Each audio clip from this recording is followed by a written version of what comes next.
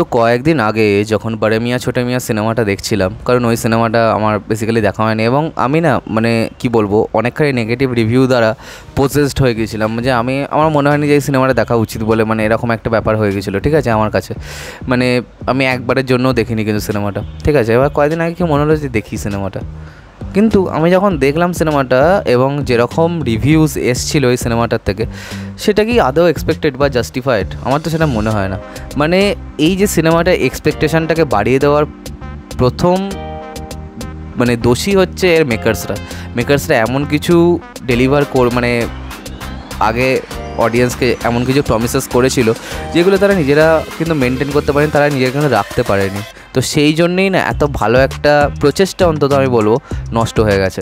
এই সিনেমাটার মধ্যে খামতি বেশ কিছু জায়গায় তো আছে, হ্যাঁ সেগুলো ঠিক, যেমন আলায়া এফ এর যে ক্যারেক্টারটা, সেটা যে কী মোটিভ বা কী জন্য যে সে ছিল সেটা বোঝা যায়নি। একে তো সে খুব ফালতু জোক ক্র্যাক করছে, এবং অন্যদিকে তাকে যে কারণে রাখা, তার যে কাজটা, সেটাও সে কিন্তু একবারের জন্য দেখে মনে হলো না যে করতে পেরেছে। ঠিক আছে, তো যাই হোক, এবং অন্যদিকে মানুষী চিল্লারকেও ওই রোলটার মধ্যে একদম ফিট লাগেনি, এবং অন্যদিকে সোনাক্ষী সিনহাকেও সেরকম লাগেনি। ভিলেনের যে চরিত্রটা, সেটা পৃথ্বীরাজ সুকুমারন খুব ভালো একজন পারফর্মার, তাই তার যে রিটেন এলিমেন্টটা যেরকম ছিল সেটাকে দিয়ে তিনি পুল আপ করে দিয়েছেন, কিন্তু রিটেন এলিমেন্ট খুবই পুয়ার ছিল, তার পারফরমেন্স দিয়ে একটুখানি এক্সেলারেট করে দিয়েছিলেন।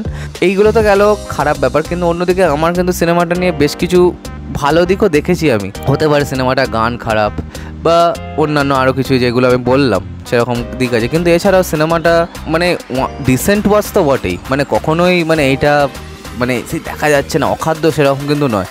এখানে যে লিড অ্যাক্টর আমাদের, তাদেরকে নিয়ে মানে তাদেরকে পোক করে নিজেকে পোক করছে সেরকম জোকস আছে। ঠিক আছে, মানে সেলফ রেফারেন্সিয়াল জোকস যাকে বলে সেরকম আছে। তো সেই জিনিসগুলো কিন্তু দেখতে কিন্তু বেশ ভালোই লাগছে, মানে একবারের জন্য মনে হচ্ছে না যে আমার ইরিটেট করছে, মানে যেরকম এখানে রিভিউজ যেরকম উঠেছিল তার সাথে কিন্তু আমি ম্যাচ করতে পারলাম না। এবং এই সিনেমাটা একটা এপিক ডিজাস্টার হয়ে গেছে আজকে দাঁড়িয়ে। হ্যাঁ, এবং কী আর করা যাবে, সেটা তো আর কিছু করার নেই। কিন্তু আমার একটাই বক্তব্য যে কোনো জিনিসকে এতখানিও ঘৃণা করা উচিত নয় সেটা তার ডিউ ওয়ার্কটাই না করতে পারে, তাই না? যেমন আমরা 2022-এ দেখছিলাম যে বলিউডের সিনেমাটাকে এত ঘৃণা করা হচ্ছিল, যত সিনেমাগুলো আসছে মানে একটাও কিন্তু দাঁড়াতে পারেনি। তো সেরকম কাজ আমার মনে হয় না যে করা উচিত বলে। ঠিক আছে, এবং অন্যদিকে 2023-এ বলিউডে একটা কামব্যাক হয়, এবং এই বছরও বলিউডে কিন্তু ছোটো সিনেমাগুলো মানে যেগুলো মিড বাজেট সিনেমা সেগুলো কিন্তু ভালো পারফরমেন্স করছে, কিন্তু অন্যদিকে এই যে বিগ বাজেট সিনেমাগুলো যদি ভালো করে পারফর্ম না করে তাহলে অনেক লোকেদের ঘর চলা কিন্তু বন্ধ হয়ে যাবে। তো আমার মনে হয় না যে একটা অভিনেতা কীরকম কী কাজ করেছেন এর আগে, আমার হ্যাঁ সেটাকে দিয়ে একটুখানি তো বায়াসনেস তো থাকবেই, কিন্তু এতখানিও খারাপ ভাবা উচিত নয়, তাই না?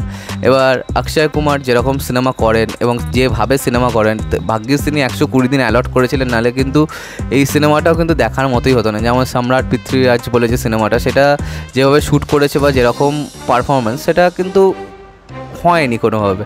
একে তো অক্ষয় কুমারকে মানায়নি, তবে একটা ভালো জিনিস কি এখানে তিনি তার এজটা প্লে করছেন বড়ে মিয়াঁ ছোটে মিয়াঁতে। টাইগার শ্রফের যে অ্যাকশন সিনসগুলো সেগুলো বেশ ভালোই ছিল, এবং অন্যদিকে দুজনের মধ্যে যে বাডি কপ যে ব্যাপারটা, সেটা কিন্তু বেশ ভালোই লেগেছে। ঠিক আছে, একবারের জন্য খারাপ কিন্তু লাগেনি। বেশ কিছু কমেডিজ আছে, তবে কিছু কিছু জায়গায় কমেডিজ একটুখানি জার্কিও ফিল হচ্ছিলো, ভালো লাগছিল না। আর পৃথ্বীরাজ সুকুমারনকে আমার মনে হচ্ছে যে এখানে কিন্তু ওয়েস্ট করা হয়েছে, মানে সেই ভদ্রলোকের কিন্তু আরও অনেক করার কিছু ছিল।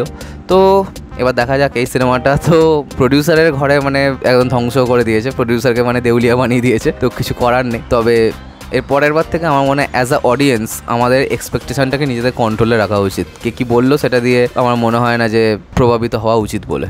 তো আজকের মতো ভিডিওটা এখানে শেষ করলাম। কমেন্ট করে জানাও যে তোমাদের কী রিয়াকশান ছিল এই সিনেমাটা যখন তোমরা দেখেছিলে, আর সাবস্ক্রাইবটা প্লিজ করে দাও যাতে আমার সাথে তোমাদের আবার দেখা হয়। Bye bye.